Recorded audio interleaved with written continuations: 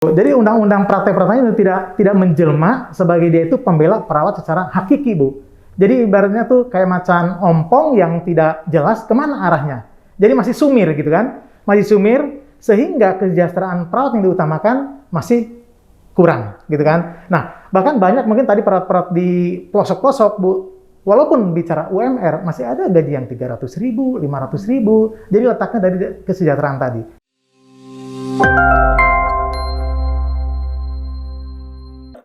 Salam pemirsa RKN Media. Kejadian kekerasan yang menimpa seorang perawat di Rumah Sakit Siloam, Palembang beberapa waktu lalu tentu memunculkan pertanyaan di benak kita semua. Seberapa kuat sebenarnya perlindungan hukum terhadap perawat di Indonesia? Ancaman kekerasan secara fisik maupun verbal tentu memunculkan pertanyaan. Selama ini bagaimana perlindungan dalam tataran hukum maupun dalam tataran implementasi? Saya sudah bersama dengan dua pakar.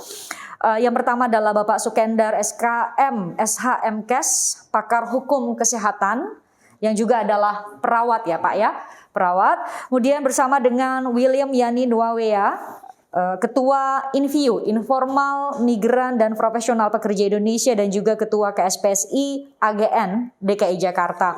Terima kasih Bapak-Bapak. Pak Sukendar mungkin bisa cerita kepada kami soal di Undang-Undang Praktik Kesehatan kan juga kalau ditanya soal legalitasnya atau dasar hukumnya ada Undang-Undang Praktik Kesehatan, tapi sudah spesifikkah, sudah cukupkah sebenarnya hal-hal yang diatur untuk bisa memberikan perlindungan optimal untuk para perawat kita atau seperti apa? Terima kasih Mbak Grace atas waktunya. Menurut kami Undang-Undang Praktek Keperawatan yang nomor 38 tahun 2014 yang udah diundangkan selama mungkin 6 tahun yang lalu, bagi kami sih masih ada celah gitu kan, belum secara komprehensif bahwa mewakili untuk seluruh perawat yang ada di Indonesia. Karena banyak perlakuan kepada perawat itu masih benar-benar tidak manusiawi itu banyak. Cuman kadang-kadang tidak terekspos. Kebetulan ini yang di Palembang ini begitu mencuat, sebenarnya banyak. Iya, begitu viral videonya. Nah, sehingga apa? Sekarang tuh membuka mata gitu kan. Artinya undang-undang ini perlu ada namanya judicial review. Karena masih undang-undangnya baik, undang-undangnya masih secara untuk perawatan itu masih belum mengena sasaran gitu Bu. Jadi saran kami dari praktisi kesehatan, seharusnya undang-undang itu ada namanya judicial review. Apa yang kurang? Apa yang kurang perlindungan yang diatur dalam undang-undang itu? Yang paling spesifik dan paling mendasar apa? Paling mendasar nih Bu, jadi undang-undang praktek perawatan itu tidak menjelma sebagai dia itu pembela perawat secara hakiki Bu. Jadi ibaratnya tuh kayak macan ompong yang tidak jelas kemana arahnya. Jadi masih sumir gitu kan, masih sumir sehingga kesejahteraan perawat yang diutamakan masih kurang gitu kan. Nah, bahkan banyak mungkin tadi perawat-perawat di pelosok-pelosok Bu, walaupun bicara UMR masih ada gaji yang 300.000, 500.000. Jadi letaknya dari kesejahteraan tadi. Jadi perlakuan kalau undang-undang perawatan lebih bagus pasti akan dihormati oleh organisasi profesi yang lain. Sebenarnya spesifik apa yang Pak Sukendar lihat harus direvisi atau kalau memang dimungkinkan adalah dilakukan judicial review. Apapun mekanismenya, apa yang paling selain tadi kesejahteraan, perlindungan seperti apa yang diharapkan? Perlindungan hukum atau adakah ancaman hukuman yang memang harus diatur di Undang-Undang Praktik Keperawatan soal kekerasan yang menimpa perawat atau seperti apa? Secara hakiki Bu, praktek keperawatan itu bagus banget. Ada 4 pilar kita dalam pekerjaan sehari-hari dalam perawatan. Pertama, perawat itu harus pada namanya itu aturan kode etik keperawatan Bu. Keduanya ada namanya standar pelayanan. Ketiga ada namanya standar profesi. Dan terakhir adanya standar operating prosedur. Nah, ini bagus Bu. Tapi secara implementasi Undang-Undang Praktek Keperawatan belum menjelma kepada yang intinya itu kalau ada perlakuan perawat kemana? Kalau sekarang kan masih ke Undang-Undang KUHP, misalnya ke pidana. Kan gitu kan Bu. Tidak menjelma kepada praktek keperawatan itu sendiri. Jadi perlindungannya itu masih belum jelas Bu. Jadi masih pada ke kasus kayak tadi 351, penganiayaan kan pidana. Jadi belum serta-merta Undang-Undang Praktek Keperawatan itu benar-benar diharapkan oleh spesifik ada pemberatan hukuman misalnya buat mereka betul, kekerasan terhadap perawat. Betul. Pak Willy ini Ketua Umum Informal Migran dan Profesional. Perawat itu kan masuknya profesional, ada SOP, ada skill khusus yang dimiliki oleh perawat. Menurut Pak Willy seharusnya bagaimana pengaturannya? Ya, kalau menurut saya untuk upah untuk gaji perawat itu harusnya sudah masuk ke upah minimum sektoral. Jadi kan di negara kita kan diatur ada upah minimum provinsi, yang itu minimal seluruh profesi pekerjaan minimal di Gajinya, Jakarta 4,4 apapun pekerjaannya. Kemudian ada upah minimum sektoral berdasarkan pekerjaannya. Jadi menurut saya upah minimum sektoral itu biasanya lebih tinggi dari upah minimum provinsi. Dia tidak mungkin lebih rendah, pasti lebih tinggi. Nah, perawat itu harus masuk ke upah minimum sektoral. Karena apa? Karena dia ketika seseorang mau jadi perawat, dia harus punya pendidikan khusus, punya skills khusus, ada aturan yang harus dia ikuti untuk menjadi perawat atau ketika dalam melaksanakan tugasnya. Berarti dia kan masuknya ke profesional, setingkat dan setara dengan dokter. Sehingga bagaimana caranya agar si perawat itu merasa bahwa dia merasa jadi profesional? Yang mungkin bisa kita nilai adalah ketika dia mendapatkan gaji sesuai dengan resiko pekerjaannya. Jadi hitungan saya misalnya begini, Jakarta upah minimum provinsi misalnya 4,4 tadi ya. 4,4. Nah, minimal berapa untuk upah minimum sektoral dari perawat? Setengahnya, ditambah 50%. Kita anggap aja, kita tambah 2 juta dari 4,4. Berarti untuk DKI Jakarta, upah minimum sektoral perawat adalah minimal 6,4 juta. Dengan daerah lain bagaimana? Kita bandingkan dengan upah minimum provinsi di daerah tersebut. Misalnya di satu provinsi upah minimum provinsinya bisa 3 juta. Berarti upah minimum sektoral untuk perawat adalah 3 juta ditambah 1,5. Berarti minimal 4,5 juta. Itu sementara perkiraan dari saya. Karena kan saya belum terlalu mendalami upah untuk perawat itu hitungannya seperti apa. Itu yang pertama. Nah, kemudian yang kedua adalah karena perawat itu dengan banyaknya anggapan bahwa perawat itu adalah pembantunya dokter, maka harapan saya sebagai serikat pekerja meminta kepada organisasi perawat itu membuat membuat satu kebijakan, membuat himbauan bahwa sebenarnya perawat dengan dokter itu adalah setara. Jadi bukan si perawat itu di bawah dokter, tapi setara dengan dokter, hanya beda wewenang dan beda tugasnya saja. Kalau itu sudah masuk, maka si upahnya itu akan bisa mengikuti dari kesetaraan itu kira-kira. Nah, caranya bagaimana? Itu kan secara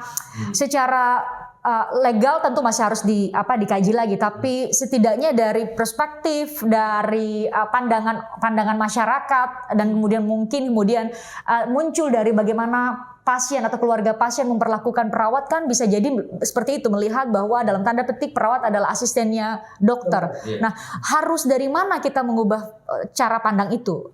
Kasus Palembang itu jadi pintu masuk yang sangat luar biasa. Itu harus dimanfaatkan betul oleh organisasi perawat.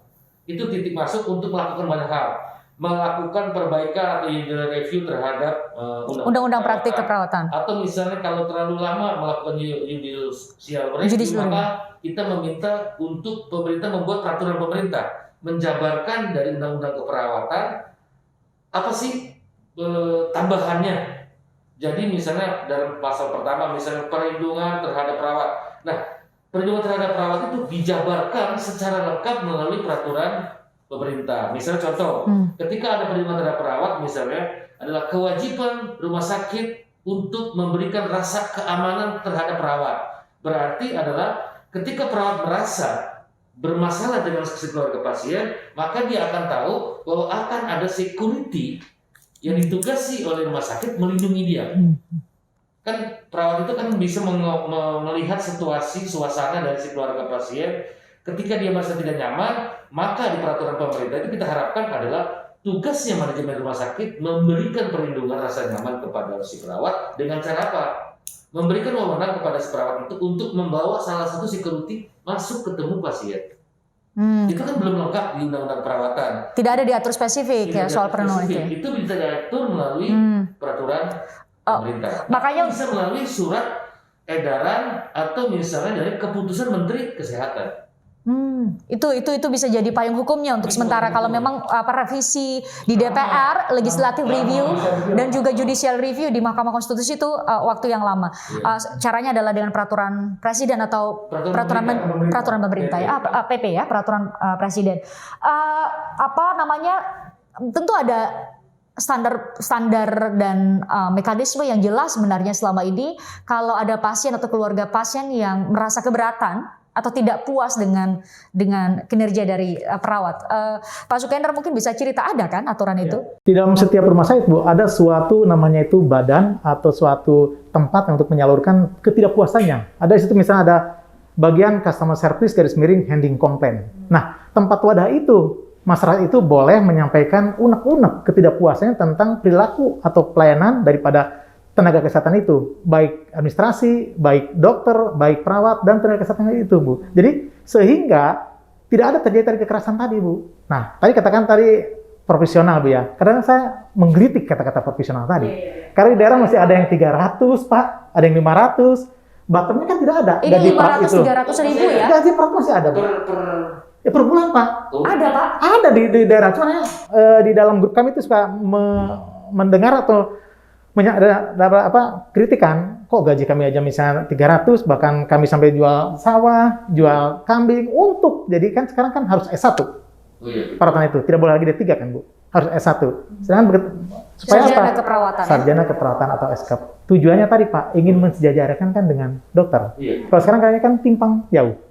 Begitu, Bu. Tadi UMR kan bagus, tapi tadi di Jakarta rata-rata besar. Dengan tapi tadi kan di daerah sektoral ya?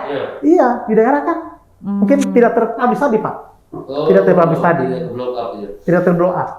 Begitu, ini sama dengan profesi-profesi lain ya, betul. guru dan lain sebagainya.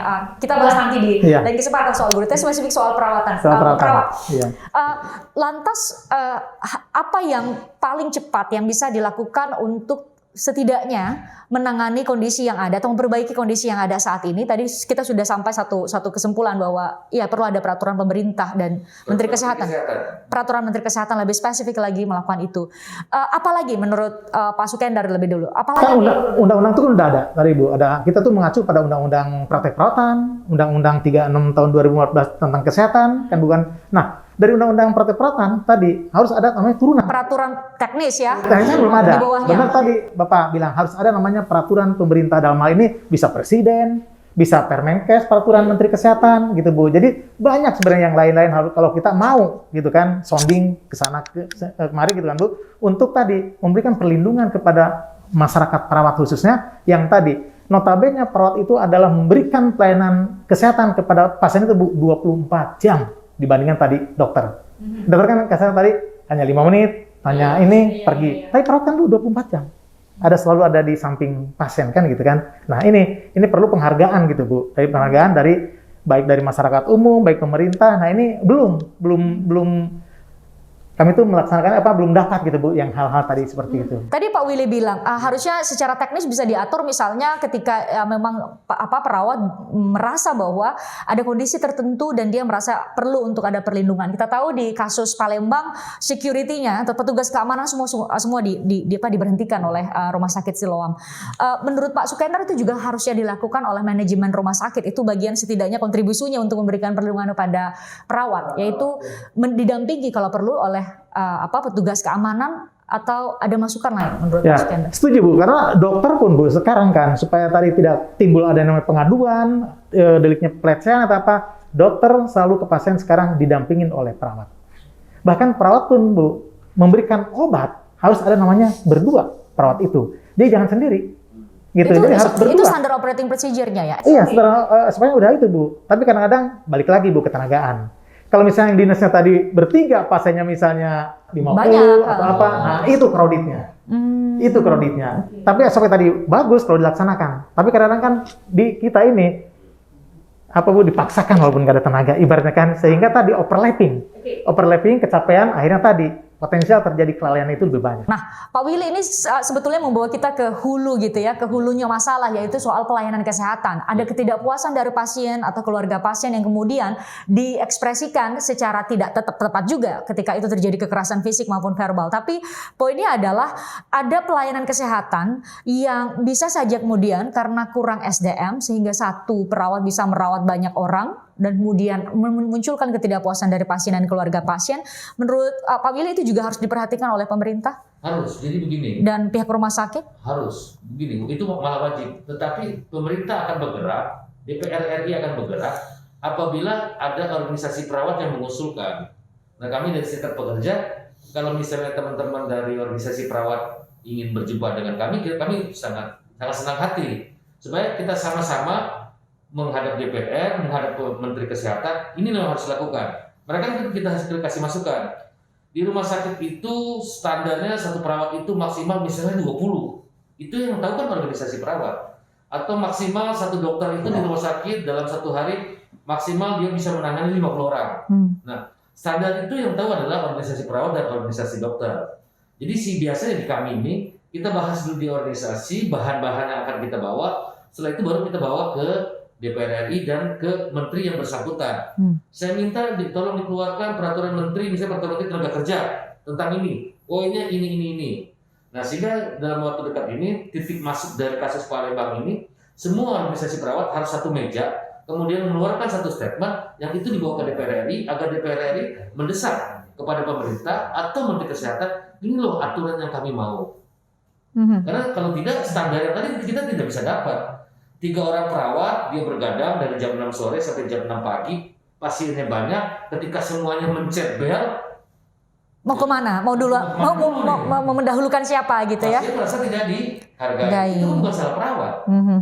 Itu kan yang mengatur rumah sakit. Perawat kan terima beres saja. Saya bekerja 3 orang atau 5 orang, bukan perawat yang mau kan, tapi si rumah sakitnya. Maka yang kita lakukan adalah mendesak rumah sakit agar manajemen melaksanakan melayani pasien itu standarnya harus sangat jelas.